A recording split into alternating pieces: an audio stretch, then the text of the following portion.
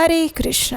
श्रावण मास में भगवान शिव का नाम, उनकी कथा और उनका स्मरण, ये तीनों ही मनुष्य के लिए उसके जीवन को मंगलमय बनाने के साधन माने जाते हैं। त्रिलोचन, दिगंबर, महेश्वर और आशुतोष भगवान शिव अपने भक्तों को केवल कृपा ही नहीं अपितु आत्मिक उन्नति का मार्ग भी प्रशस्त करते हैं।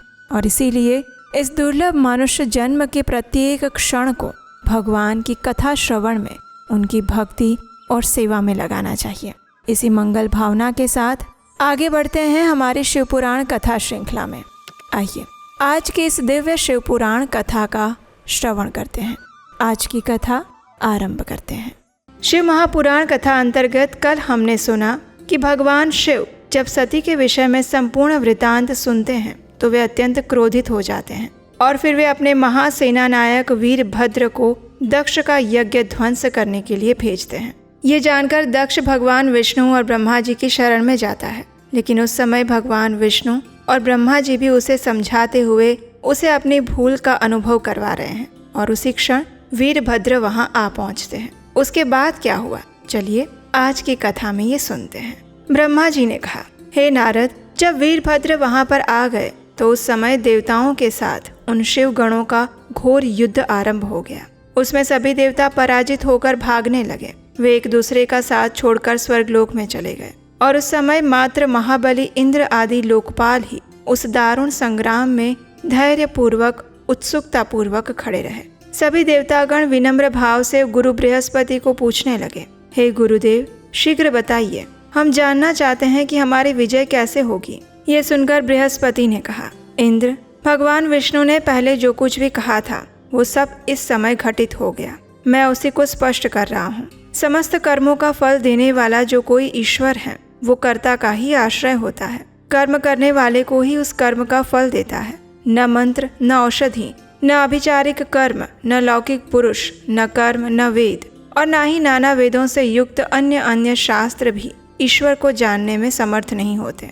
ऐसा प्राचीन विद्वानों का कथन है। हे इंद्र, तुम लोकपालों के साथ आज नादान बनकर दक्ष यज्ञ में आ गए। भगवान रुद्र जिनके सहायक हैं, ऐसे ये परम क्रोधी रुद्रगण इस यज्ञ में विघ्न डालने के लिए आए हैं और अपना काम वे अवश्य पूरा करेंगे, इसमें कोई संशय नहीं है। और इस यज्ञ के विघ्न का निवारण करने के लिए आप में से किसी भी देवता के पास कोई भी क्षमता या सामर्थ्य नहीं है। गुरु बृहस्पति की ये बात सुनकर सभी देवतागण और लोकपाल चिंता में पड़ गए। तब महावीर रुद्रगणों से घिरे हुए वीरभद्र ने मन ही मन भगवान शंकर का स्मरण किया और रोष से भरकर तुरंत ही संपूर्ण देवताओं को तीखे बाणों से घायल करना आरंभ कर दिया। उन बाणों की चोट खाकर इंद्र आदि सभी देवता भागते हुए 10 दिशाओं में चले गए। जब लोकपाल चले गए और देवता भाग खड़े हुए तो वीरभद्र अपने गणों के साथ यज्ञशाला के पास आए। उस समय वहां उपस्थित सभी ऋषिगण भगवान श्री विष्णु से प्रार्थना करने लगे। ऋषियों की प्रार्थना को सुनकर मेरे सहित भगवान विष्णु वीरभद्र के साथ युद्ध करने की इच्छा से बाहर आए। परम बुद्धिमान देवेश्वर विष्णु प्रसन्नता पूर्वक हंसते हुए वीरभद्र से कहने लगे, हे वीरभद्र, मैं भगवान शंकर का प्रशंसक हूँ। तुम मुझे रुद्रदेव से विमुख मत समझो। दक्ष तो अज्ञानी है, कर्म कांड में उसकी निष्ठा है। इसने मूढ़तावश पहले मुझसे बारंबार अपने यज्ञ में चलने के लिए प्रार्थना की थी और मैं अपने भक्त के अधीन रहता हूँ, इसलिए मुझे आना पड़ा।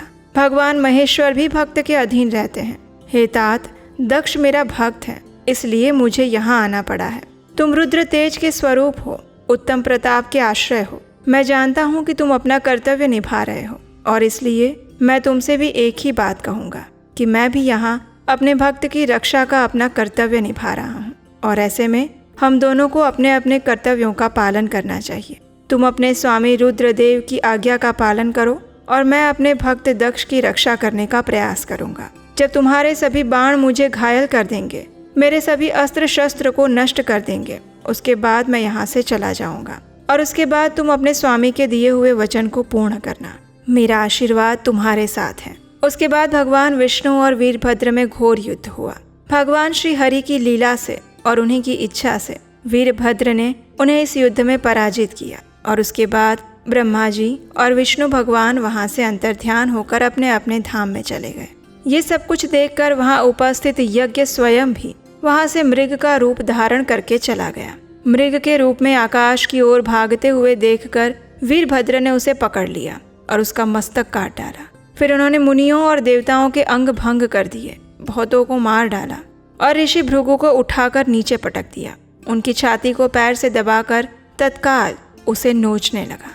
चंड ने बड़े वेग से पूषा के दांत उखाड़ लिए, क्योंकि पूर्व काल में जिस समय महादेव जी को दक्ष के द्वारा गालियां दी जा रही थी, अभद्र शब्द कहे जा रहे थे, उस समय वे अपने दांत दिखाकर हंस रहे थे। नंदी ने भग को रोषपूर्वक पृथ्वी पर गिरा दिया, उनकी दोनों आंखें निकाल ली, क्योंकि जब दक्ष शिव जी को श्राप दे रहे थे उस समय वे आंखों के संकेत द्वारा अपना अनुमोदन सूचित कर रहे थे। ब्रह्मपुत्र दक्ष भय के मारे अंतर्वेदी के अंदर छिप गए। वीरभद्र ने उनका पता लगाकर बलपूर्वक उन्हें पकड़ लिया और बाहर लेकर आए।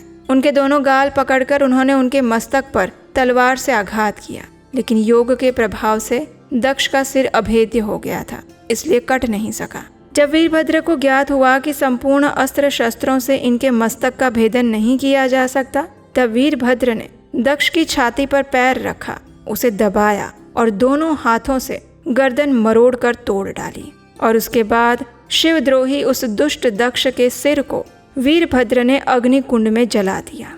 उसके बाद जैसे सूर्य घोर अंधकार राशि पर नाश करके उदयाचल पर आरूढ़ हो जाता है, उसी प्रकार वीरभद्र भी दक्ष तथा उसके यज्ञ का विध्वंस करके वहां से उत्तम कैलाश पर्वत में आ गए। वीरभद्र को काम पूर्ण करके आया हुआ देखकर परमेश्वर शिव मन ही मन प्रसन्न हुए, संतुष्ट हुए और उन्होंने वीर प्रमथ गणों का अध्यक्ष बना दिया। इस कथा को सुनकर नारद मुनि पूछते हैं, हे विधाता, वीरभद्र जब दक्ष के यज्ञ का विनाश करके कैलाश पर्वत पर चले गए, उसके बाद क्या हुआ? तब ब्रह्मा जी कहते हैं, हे नारद, रुद्रदेव के सैनिकों ने जिनके अंग भंग कर दिए थे, वे समस्त पराजित देवता और मुनि उस समय मेरे लोक में आए। वहां पर आकर उन्होंने मेरा बार बार स्तवन किया और फिर अपने विशेष क्लेश को पूर्ण रूप से कह सुनाया। उसे सुनकर मैं पुत्र शोक से पीड़ित हो गया, व्यथित चित्त से बड़ी चिंता करने लगा और फिर मैंने भक्तिभाव से भगवान विष्णु का स्मरण किया। तत्पश्चात मैं देवताओं और मुनियों के साथ विष्णु लोक में गया। वहां जाकर हम सब ने भगवान विष्णु को नमस्कार और अनेक प्रकार के स्तोत्रों द्वारा उनकी स्तुति की, उनसे अपना दुख निवेदन किया। मुझ ब्रह्मा की ये बात सुनकर भगवान लक्ष्मीपति इस प्रकार कहने लगे, हे देवताओं, परम समर्थ तेजस्वी पुरुष से कोई अपराध हो जाए तो भी उसके बदले में अपराध करने वाले मनुष्यों के लिए वो अपराध मंगलकारी नहीं हो सकता। समस्त देवता परमेश्वर शिव के अपराधी हैं, क्योंकि उन्होंने भगवान शंभु को यज्ञ का भाग नहीं दिया। अब आप सभी लोग शुद्ध हृदय से शीघ्र ही प्रसन्न होने वाले उन भगवान शिव के पास जाओ, उनके चरण पकड़कर उन्हें प्रसन्न करो, उनसे क्षमा मांगो। जिन भगवान के कुपित हो जाने पर सारा जगत नष्ट हो जाता है, जिनके शासन से लोकपालों सहित यज्ञ का जीवन शीघ्र समाप्त हो जाता है, वे भगवान महादेव इस समय अपनी प्राण वल्लभा सती से बिछुड़ गए हैं। दुरात्मा दक्ष ने अपने दुर्वचन रूपी बाणों से उनके हृदय को पहले ही आहत कर दिया था। अब आप सभी लोग शीघ्र जाइए और अपने अपराधों के लिए क्षमा मांगिए। उन्हें शांत करने का केवल यही सबसे बड़ा उपाय है। मैं समझता हूँ कि ऐसा करने से भगवान शिव को संतोष होगा। मैं भी आप सबके साथ शिव के निवास स्थान पर चलूंगा, आइए मेरे साथ चलिए। इस प्रकार सभी को आदेश देकर श्री हरि ने देवगणों के साथ कैलाश पर्वत पर जाने का विचार किया और सभी देवता, मुनि, प्रजापति, लोकपाल इत्यादि सभी वैकुंठ धाम से भगवान शिव के शुभ निवास गिरिश्रेष्ठ कैलाश में गए। क्या आप जानते हैं कि भगवान शिव का कैलाश धाम कैसा है? आइए उसका वर्णन सुनते हैं। कैलाश श्रेष्ठ भगवान शिव को अपना कैलाश धाम अत्यंत प्रिय है। मनुष्यों से भिन्न किन्नर, अप्सराएं, योग सिद्ध महात्मा पुरुष उन सब का भली भांति सेवन करते हैं। ये पर्वत बहुत ही ऊंचा है। उसके निकट रुद्रदेव के मित्र कुबेर की अलका नामक महादिव्य और रमणीय पुरी है। उस पुरी के पास ही सौगंधिक वन भी देवताओं की दृष्टि में आता है, जो सब प्रकार के वृक्षों से हरा भरा और दिव्य है। उसके भीतर सर्वत्र सुगंध फैलाने वाले सौगंधिक नामक कमल खिले हुए रहते हैं। उसके बाहरी भाग में नंदा और अलकनंदा ये दो अत्यंत पावन दिव्य नदियां बहती हैं, जिसका दर्शन करने मात्र से प्राणियों के पाप हर जाते हैं। यक्षराज कुबेर की अलकापुरी और सौगंधिक वन को पीछे छोड़कर आगे बढ़ते ही थोड़ी दूरी पर शंकर जी का एक वटवृक्ष आता है। उसने चारों ओर अपनी अविचल छाया फैलाई हुई है। ये वटवृक्ष 100 योजन ऊंचा है और उसकी शाखाएं 75 योजन तक फैली हुई है। उस पर कोई घोंसला नहीं है। ग्रीष्म का ताप तो उससे सदैव दूर ही रहता है। बड़े पुण्यात्मा पुरुषों को ही उसका दर्शन हो सकता है। वो परम रमणीय और अत्यंत पावन स्थान है और वही दिव्य वृक्ष भगवान शंभु का योग स्थल है, जहाँ पर भगवान शिव अपने योग मुद्रा में स्थित रहते हैं। इस प्रकार सुंदर कैलाश पर्वत है। जब सभी देवतागण भगवान विष्णु और ब्रह्मा जी उस स्थान पर पहुंचे तो मुमुक्षुओं के आश्रयभूत उस महायोगमय वटवृक्ष के नीचे सभी देवताओं ने भगवान शंकर को विराजमान देखा। मेरे पुत्र महासिद्ध सनक आदि, जो सदैव भक्ति में तत्पर रहने वाले और शांत हैं, वे बड़ी प्रसन्नता के साथ उनकी सेवा में बैठे थे। भगवान शिव का श्री विग्रह परम शांत दिखाई देता था। उनके सखा कुबेर, जो गुह्यकों और राक्षसों के स्वामी हैं, वे अपने सेवक गणों और कुटुंबी जनों के साथ विशेष रूप से उनकी सेवा किया करते हैं। उस दिन वे एक कुश आसन पर बैठे थे और सभी संतों के सुनते हुए तुम्हारे प्रश्न करने पर तुम्हें उत्तम ज्ञान का उपदेश दे रहे थे। उन्होंने बायां चरण अपनी दाईं जांघ पर और बायां हाथ बाएं घुटने पर रखा था। कलाई में रुद्राक्ष की माला डाले वे सुंदर तर्क मुद्रा से विराजमान थे। भगवान शिव का इस सुंदर स्वरूप में दर्शन करके सभी देवताओं ने हाथ जोड़कर मस्तक झुकाकर उनको प्रणाम किया। मेरे साथ भगवान विष्णु को आया देखकर सत्पुरुषों के आश्रयदाता भगवान रुद्र तुरंत ही उठकर खड़े हो गए। उन्होंने सिर झुकाकर भगवान विष्णु को प्रणाम किया। उसके बाद सभी देवताओं ने भगवान शिव को प्रणाम किया और तब उन्होंने मुझे नमस्कार किया। उसके बाद भगवान श्री हरि ने महादेव से वार्तालाप आरंभ किया। सभी देवताओं ने महादेव जी की स्तुति की अत्यंत अनुनय विनय के साथ। देवताओं ने कहा, हे परमेश्वर, हम नष्ट और अचेत हो रहे हैं। हे परमेश्वर, आप परात्पर और सर्वव्यापी हैं। हम आपको नमस्कार करते हैं। शोक भी आपका ही रूप है। आप त्रिगुण और गुणात्मा हैं। आप सबके कारण और धर्म मर्यादा स्वरूप हैं। आपको नमस्कार है। हे प्रभु, कृपया प्रसन्न होइए। हम नष्ट और अचेत हो रहे हैं। हमारी रक्षा कीजिए। हे करुणानिधे, हे शंभो, आपने अब तक नाना प्रकार की आपत्तियों से जिस प्रकार हमें सदैव सुरक्षित रखा है, उसी प्रकार आज भी आप हमारी रक्षा कीजिए। आप शीघ्र ही कृपा करके इस अपूर्ण यज्ञ का और प्रजापति दक्ष का भी उद्धार कीजिए। भग को अपनी आंखें मिल जाए, यजमान दक्ष जीवित हो जाए, पूषा के दांत जम जाए और भृगु की दाढ़ी तथा मूछ पहले जैसे हो जाए। आयुधों और पत्थरों की वर्षा से जिनके अंग भंग हो गए हैं, उन देवता आदि पर आप सर्वथा अनुग्रह करें, जिससे उन्हें पूर्णतः आरोग्य लाभ प्राप्त हो। यज्ञ कर्म पूर्ण होने पर जो कुछ भी शेष रहे, वो सब आपका पूरा पूरा भाग हो। उसमें और कोई हस्तक्षेप ना करें। हे रुद्रदेव, आपके भाग से ही यज्ञ पूर्ण हो, अन्यथा नहीं। इस प्रकार स्तुति करते हुए सभी देवता भगवान शिव के चरणों में भूमि पर दंड के समान गिर पड़े। देवताओं को आश्वासन देकर हंसते हुए उन पर अनुग्रह करते हुए करुणा निधान परमेश्वर शिव ने कहा, हे सुरश्रेष्ठ ब्रह्मा, हे विष्णुदेव, आप दोनों की सभी बातों को मैंने सदैव माना है। दक्ष के यज्ञ का विध्वंस मैंने नहीं किया है। दक्ष स्वयं ही दूसरों से द्वेष करता है। दूसरों के प्रति जैसा बर्ताव किया जाएगा, वो अपने लिए वैसा ही फलित होगा। इसलिए ऐसा कर्म कभी नहीं करना चाहिए जो दूसरों को कष्ट देने वाला हो। दक्ष का मस्तक जल चुका है, इसलिए इनके सिर के स्थान में बकरे का सिर जोड़ दिया जाए। भग देवता मित्र की आंख से अपने यज्ञ भाग को देखें। पूषा नामक देवता जिनके दांत टूट गए हैं, वो यजमान के दांतों से भली भांति पीसे गए यज्ञ अन्न का भक्षण करें। मेरा विरोध करने वाले भृगु की दाढ़ी के स्थान में बकरे की दाढ़ी लगा दी जाए और बाकी सभी देवताओं के जिन्होंने मुझे यज्ञ भाग के रूप में यज्ञ की अवशिष्ट वस्तुएं दी हैं, उन सभी के सारे अंग पहले की भांति ठीक हो जाएंगे। इतना कहकर परमेश्वर महादेव जी चुप हो गए। भगवान शिव के मुख से ये सब कुछ सुनकर सभी देवता संतुष्ट हुए। तत्पश्चात भगवान शंभु को आमंत्रित करके उनके साथ ब्रह्मा जी और सभी देवर्षियों के साथ भगवान विष्णु दक्ष की यज्ञशाला की ओर चल पड़े और सभी देवताओं के साथ वे कनखल में स्थित प्रजापति दक्ष की यज्ञशाला में पधारे। वहाँ रुद्रदेव ने यज्ञ का और विशेषतः देवताओं तथा ऋषियों का जो विध्वंस किया गया था, उसे उन्होंने देखा। इस यज्ञ की दुरावस्था देखकर भगवान शंकर ने अपने गणनायक वीरभद्र को बुलाया और उससे कहा, हे महाबाहु वीरभद्र, ये तुमने कैसा काम किया? थोड़ी ही देर में देवता और ऋषि आदि को बड़ा भारी दंड दे दिया। हे वत्स, जिसने इस विलक्षण यज्ञ का आयोजन किया था और जिसे ऐसा फल मिला है, उस दक्ष को अब तुम शीघ्र ही यहाँ मेरे पास ले आओ। भगवान शंकर के ऐसा कहने पर वीरभद्र ने उतावली के साथ दक्ष का धड़ लाकर उनके सामने रख दिया। तब भगवान शिव ने पूछा कि दक्ष का सिर कहाँ है। तब वीरभद्र ने कहा, हे प्रभु, मैंने तो उसी समय दक्ष के सिर को आग में होम दिया था।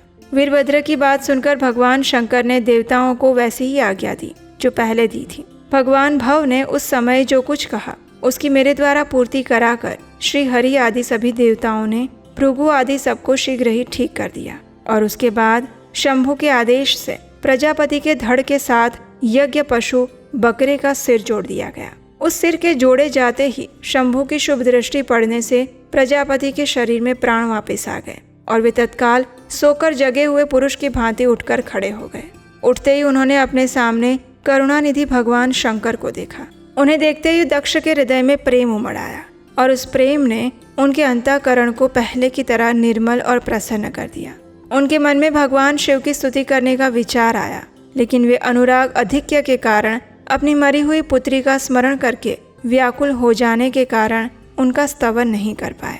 थोड़ी देर बाद लज्जित होते हुए दक्ष ने भगवान शिव को प्रणाम किया और फिर उनकी विस्तृत स्तुति आरंभ की। वे भगवान शंकर की महिमा गाते हुए बारंबार उन्हें प्रणाम करने लगे। महाप्रभु महेश्वर की बार बार स्तुति करके विनीत चित्त प्रजापति दक्ष चुप हो गए। उसके बाद भगवान विष्णु ने महादेव की स्तुति आरंभ की और उसके बाद अंत में मैंने भगवान शिव का गुणगान करना आरंभ किया। जब मैं स्तुति करके दोनों हाथ जोड़कर मस्तक झुकाकर वहां पर उपस्थित हो गया, तब सुंदर विचार रखने वाले इंद्र आदि देवता और लोकपाल शंकर देव की स्तुति करने लगे। इस प्रकार भगवान विष्णु, ब्रह्मा जी और सभी देवताओं तथा ऋषियों के द्वारा महादेव जी की स्तुति होने पर महादेव जी अत्यंत प्रसन्न हुए और फिर उन्होंने कहा, हे प्रजापति दक्ष, सुनो, मैं तुम पर प्रसन्न हूँ। यद्यपि मैं सबका ईश्वर और स्वतंत्र हूँ, तो भी सदैव अपने भक्तों के अधीन रहता हूँ। हे दक्ष, आज से तुम बुद्धि के द्वारा मुझ परमेश्वर को जानकर ज्ञान का आश्रय लेकर अपना कर्म करो। तुम उत्तम बुद्धि के द्वारा मेरी दूसरी बात भी सुनो। मैं अपने सगुण स्वरूप के विषय में भी इस गोपनीय रहस्य को धर्म की दृष्टि से तुम्हें बताता हूँ। जगत का परम कारण रूप मैं ही हूँ। मैं जगत की सृष्टि, पालन और संहार करता हूँ। उन क्रियाओं के अनुरूप विविध रूप धारण करता हूँ। हे दक्ष, मैं, ब्रह्मा और विष्णु तीनों स्वरूपतः एक ही हैं और हम ही संपूर्ण जीव रूप है। ऐसा समझकर जो हम तीनों देवताओं में भेद नहीं देखता, वही शांति प्राप्त करता है। जो नराधम हम तीनों देवताओं में भेद बुद्धि रखता है, वो निश्चय ही जब तक चंद्रमा और तारे रहते हैं तब तक नर्क में निवास करता है। हे दक्ष, अगर कोई विष्णु भक्त होकर मेरी निंदा करेगा और मेरा भक्त होकर भगवान विष्णु की निंदा करेगा, तो तुम्हें दिए हुए पूर्वोक्त सारे श्राप उन्हीं दोनों को प्राप्त हो जाएंगे और निश्चय ही उन्हें तत्वज्ञान की प्राप्ति कभी नहीं होगी। भगवान महेश्वर के सुखदायक वचन को सुनकर सभी देवता, मुनि इत्यादि सभी प्रसन्न हुए। अपने परिवार के साथ दक्ष बड़ी प्रसन्नता के साथ शिव भक्ति में तत्पर हो गया और उसके बाद भगवान शंभु ने सभी को वर दिए और सभी को उनका विशेष अनुग्रह प्राप्त हुआ। दक्ष से सम्मानित होकर प्रीति और प्रसन्नता के साथ अपने गणों के साथ भगवान शिव वापस अपने पर्वत कैलाश पर आ गए। अपने पर्वत पर आकर शंभु ने अपनी प्रिया सती का स्मरण किया और उनकी कथा अपने प्रधान गणों से कहने लगे। इस प्रकार दक्ष कन्या सती यज्ञ में अपने शरीर को त्याग कर फिर हिमालय की पत्नी मेना के गर्भ से उत्पन्न हुई। फिर वहां तपस्या करके गौरी शिवा ने भगवान शिव का पति रूप में वर्ण किया। वे उनके वामांग में स्थान प्राप्त करके अद्भुत लीलाएं करने लगी और इस प्रकार मैंने तुमसे सती के परम अद्भुत दिव्य चरित्र का वर्णन किया है, जो भोग और मोक्ष को देने वाला है, संपूर्ण कामनाओं को पूर्ण करने वाला है। ये उपाख्यान पाप को दूर करने वाला, पवित्र और परम पावन है। जो भी मनुष्य पूर्ण भक्ति भाव से इस कथा को सुनता है या फिर अन्य लोगों को सुनाता है, वो इस लोक में संपूर्ण कर्मों का फल पाकर परलोक में परम गति को प्राप्त कर लेता है। और इसी के साथ हमारा रुद्र संहिता का सती खंड आज यहाँ पर समाप्त होता है। हमारी शिव महापुराण कथा की अगली कड़ी में हम रुद्र संहिता के तृतीय खंड, जिसमें देवी पार्वती की कथा सुनाई जाएगी, उसका आरंभ करेंगे और वो आप सुन पाएंगे आपके अपने चैनल उपदेशाष्टकम पर कल प्रातःकाल। तब तक के लिए देवी सती के इस सुंदर और शुभ आख्यान को अपने मन में, चित्त में स्मरण करते रहिए और संभव है तो दूसरे लोगों को भी सुनाइए। भगवान शिव की तरह हमेशा शांत, धीर और गंभीर रहना चाहते हैं, लेकिन मन बार बार परेशान करता रहता है। ओवर थिंकिंग से थक चुके हैं और इमोशंस तो इतना ज़्यादा ऊपर नीचे हो जाता है कि पूछो मत। मेडिटेशन डेली शुरू करते हैं लेकिन कंसिस्टेंसी नहीं बन पाती है। गुस्सा तो इतना आ जाता है कि बस पूछो मत।